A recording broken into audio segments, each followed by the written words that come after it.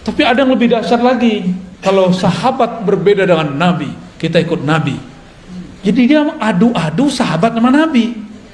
Ini orang lebih berbahaya daripada Syiah, lebih berbahaya dari Khawarij, lebih berbahaya dari Mu'tazilah. Karena yang mengadu-adu sahabat dan Nabi itu kelompok Syiah, kelompok Mu'tazilah, kelompok Khawarij. Kelompok Syiah bilang para sahabat pengkhianat, merampok, mencuri, mengambil pemerintahan yang Nabi wariskan kepada anaknya, mantunya, lalu diambil oleh mereka. Maka mereka benci ke Abu Bakar, ke Umar, Utsman. Saya nggak tahu Syiah yang di Bandung begitu apa enggak. Kali ada Syiah Al-Bandungi, dia masih cinta sama Abu Bakar, kan kita nggak tahu. Siapa tahu kan beda, namanya doang yang sama. Kalau sama, wah berarti dia bisa saudaraan sama kita. Tapi kalau mereka menghujat sahabat, ya saya hello aja ya. Nggak bisa, kita nggak bisa bersahabat. Ente aja nggak bisa bersahabat sama sahabat Rasul, gimana bersahabat sama kita? Gitu, ya. Ada orang ngomong begitu, benar nggak? Kalau imam mazhab, Imam Syafi'i beda sama Nabi, kita ikut Nabi. Jadi dia pernah berpikir, bersuuzon ke imam. Kalau Nabi, imam ini berbeda sama Nabi. Imam ini buat ajaran baru. Jadi yang dia pikirkan mazhab itu agama buatan imam. Ini kesalahan besar ini. Ini logika yang nggak nyampe.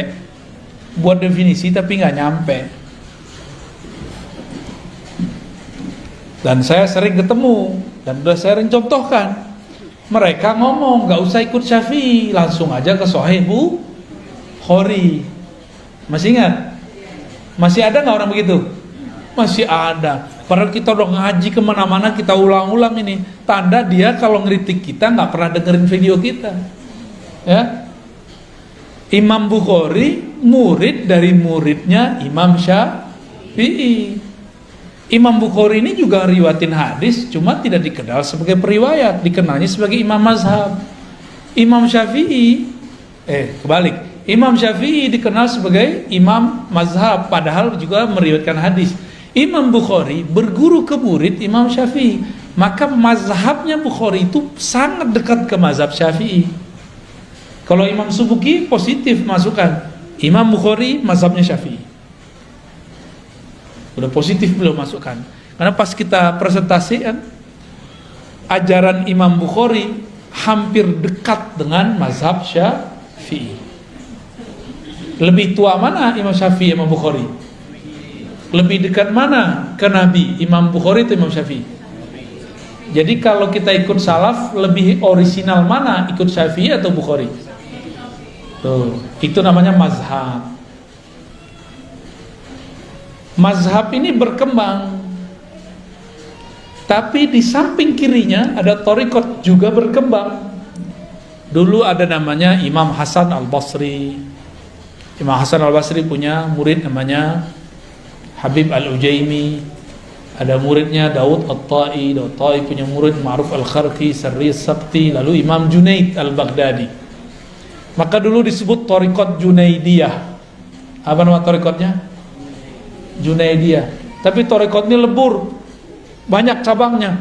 Cabangnya ada thariqat Naqsyabandi, ada Qadiriyah, ada Khalwatiyah, ada Suhrawardiyah, ada macam-macam nama thariqat pecahan daripada Imam Junaid. Dalam pecahan itu, kita ambil dua sampel.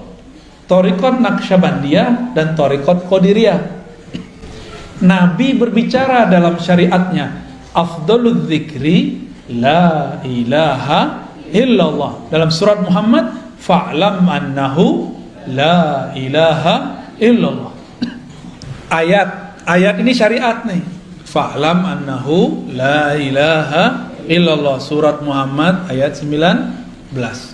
Ada dalil dari hadis, afdalul dzikri La ilaha illallah. Zikir yang paling nikmat, paling lezat, paling afdal, paling bermutu, paling jitu, itu adalah la ilaha illallah. Terus caranya gimana? Coba antum baca la ilaha illallah. Biasa aja kan? Coba baca la ilaha illallah.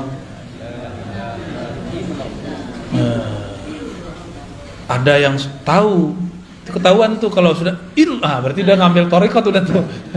Tapi kalau la ilaha illallah, la ilaha illallah, itu belum tuh.